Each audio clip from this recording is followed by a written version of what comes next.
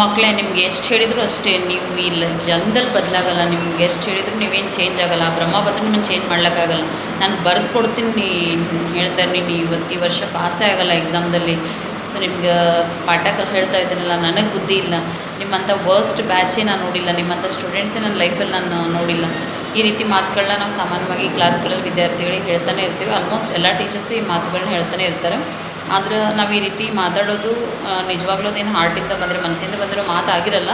ಆ ಕ್ಷಣಕ್ಕೆ ವಿದ್ಯಾರ್ಥಿಗಳು ಏನಾದರೂ ತಪ್ಪು ಮಾಡಿದಾಗ ಅವರಿಗೆ ಆಮೇಲೆ ಅವ್ರ ಮೇಲಿನ ಸಿಟ್ಟಿಗೆ ನಾವು ಏನು ಮಾಡ್ತೀವಿ ಅಂತಂದ್ರೆ ಆ ಮಾತುಗಳನ್ನ ಹೇಳ್ತೀವಿ. ಬಟ್ ಅದು ಮನಸ್ಸಿಂದ ಬಂದಿರೋ ಮಾತಾಗಿರಲ್ಲ ಅಂತ ಹೇಳಿ. ಆದರೆ ವಿಷಯ ಏನು ಅಂತಂದರೆ, ಈ ರೀತಿ ಮಾತುಗಳನ್ನ ಆಡೋದ್ರಿಂದ ಯಾವುದೇ ರೀತಿ ಪ್ರಯೋಜನ ಇಲ್ಲ. ಅಂದರೆ ಕೆಲವೊಂದು ಸತಿ ನಾವು ಕ್ಲಾಸ್ಗಳಲ್ಲಿ ಬೈಯೋದ್ರಿಂದ ಸ್ಟೂಡೆಂಟ್ಸು ಟೆಂಪ್ರರಿಯಾಗಿ ಏನಾಗ್ಬೋದು ಅಂದರೆ ಸೈಲೆಂಟ್ ಆಗ್ಬೋದು ಕ್ಲಾಸಲ್ಲಿ. ಅವರಲ್ಲಿ ಸ್ವಲ್ಪ ಟೆಂಪ್ರರಿ ಚೇಂಜಸ್ಗಳು ಆಗ್ಬೋದಿಲ್ಲ ಅಂತಲ್ಲ, ಆದರೆ ಪರ್ಮನೆಂಟ್ ಆದಂಥ ಯಾವುದೇ ಒಂದು ಬದಲಾವಣೆ ಅವರಲ್ಲಿ ಬರಲ್ಲ ಅಂತೇಳಿ. ಅವ್ರ ಮನಸ್ಸಿಂದ ಚೇಂಜ್ ಆಗಬೇಕು ಅಂತ ನಾವು ಎಕ್ಸ್ಪೆಕ್ಟ್ ಮಾಡೋದಾಯಿತು ಅಂದರೆ, ಅವರಲ್ಲಿ ಕಲಿಬೇಕು ಅನ್ನೋಂಥ ಆಸಕ್ತಿ ನಾವು ಬೆಳೆಸಬೇಕನ್ನೋದಾಯಿತು ಅಂತಂದರೆ ಕೆಲವೊಂದಿಷ್ಟು ಟಿಪ್ಸ್ಗಳನ್ನ ನಾವು ಫಾಲೋ ಮಾಡಬೇಕು. ಅಂದಾಗ ಮಾತ್ರ ಸೊ ಅದನ್ನು ಯಶಸ್ವಿಯಾಗಿ ನಾವು ಅವ್ರ ಮನಸ್ಸನ್ನು ಬದಲಾಯಿಸ್ಲಿಕ್ಕೆ ಸಾಧ್ಯ ಇದೆ ಅಂತೇಳಿ ನನಗೆ ಕೆಲವೊಂದಿಷ್ಟು ಆಗಿರುವಂಥ ಎಕ್ಸ್ಪೀರಿಯನ್ಸನ್ನು ನಾನು ಈ ವಿಡಿಯೋದಲ್ಲಿ ಏನೋ ಒಂದು ಶೇರ್ ಮಾಡ್ಕೊತಾ ಇದ್ದೀನಿ.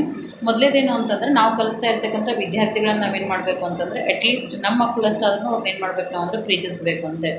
ನಾವು ಯಾವಾಗ ವಿದ್ಯಾರ್ಥಿಗಳನ್ನು ಒಂದು ಪ್ರೀತಿಯಿಂದ ಆತ್ಮೀಯತೆಯಿಂದ ಕಾಣ್ತೀವಿ, ಅವಾಗೇನು ಅಂತಂದ್ರೆ ಅವರು ಕೂಡ ಏನಂದ್ರೆ ನಾವು ಹೇಳಿರುವಂಥ ಮಾತುಗಳನ್ನೇನು ಅಂತಂದರೆ ಕೇಳಬೇಕು ಅನ್ನೋಂಥ ಒಂದು ಮನೋಭಾವನೆ ಅವರಿಗೆ ಕೂಡ ಬರುತ್ತೆ. ಹಾಗಾಗಿ ವಿದ್ಯಾರ್ಥಿಗಳನ್ನ ಪ್ರೀತಿಯಿಂದ ಕಾಣಬೇಕು. ಮತ್ತು ಎರಡನೇದಾಗಿ ಏನು ಅಂತಂದರೆ, ಅವರನ್ನು ನಂಬುವಂಥ ಒಂದು ಸೆಲ್ಫ್ ಕಾನ್ಫಿಡೆನ್ಸನ್ನು ಬೆಳೆಸಬೇಕು ಅಂತೇಳಿ. ವಿದ್ಯಾರ್ಥಿಗಳಿಗೆ ಅವ್ರ ಬಗ್ಗೆ ಅವ್ರಿಗೆ ನಂಬಿಕೆ ಬರಬೇಕು. ನನ್ನಿಂದ ಇದು ಸಾಧ್ಯ ಇದೆ, ನಾನು ಮಾಡ್ತೀನಿ ಇದನ್ನು ಅಂತನ್ನೋಂಥ ಒಂದು ಕಾನ್ಫಿಡೆನ್ಸನ್ನು ಏನು ಅಂತಂದರೆ ಅವರಲ್ಲಿ ಬಿಲ್ಡಪ್ ಮಾಡಬೇಕು. ಆ ರೀತಿ ಮಾಡಬೇಕು ಅಂತಂದರೆ ಅವ್ರದ್ದು ಸಣ್ಣ ಪುಟ್ಟ ಯಾವುದೇ ಒಂದು ಕೆಲಸವನ್ನು ಚೆನ್ನಾಗಿ ಮಾಡಿದಾಗ, ಅಥವಾ ಸರಿಯಾಗಿ ಹೋಮ್ವರ್ಕ್ ಮಾಡ್ಕೊಂಬಂದಾಗ, ನೀಟಾಗಿ ಅಕ್ಷರ ಬರೆದಾಗ, ಆಮೇಲೆ ಯಾವುದೋ ಒಂದು ಪ್ರಾಬ್ಲಮ್ಸನ್ನ ಕರೆಕ್ಟಾಗಿ ಸಾಲ್ವ್ ಮಾಡಿ ತೋರಿಸಿದಾಗ ನಾವು ಅದನ್ನು ಅಪ್ರಿಸಿಯೇಟ್ ಮಾಡೋದನ್ನು ಡೆಫಿನೆಟ್ಲಿ ಮರಿಬಾರ್ದು. ನಾವು ಅಪ್ರಿಸಿಯೇಟ್ ಮಾಡೋದ್ರಿಂದ ಡೆಫಿನೆಟ್ಲಿ ಅವ್ರದ್ದು ಕಾನ್ಫಿಡೆನ್ಸ್ ಲೆವೆಲ್ ಏನಾಗುತ್ತೆ ಅಂದರೆ ಹೆಚ್ಚಿಗೆ ಆಗುತ್ತೆ. ಮತ್ತು ಮಿಸ್ಟೇಕ್ಗಳು ಮಾಡಿದಾಗ ಕೂಡ ಅದನ್ನೇ ನಾಜೂಕಾಗಿ ಅವ್ರಿಗೆ ಏನು ಅಂತಂದ್ರೆ ಅರ್ಥ ಮಾಡಿಸಿ ಅದು ತಿದ್ದುವಂಥ ಒಂದು ಪ್ರಯತ್ನ ಮಾಡಬೇಕು.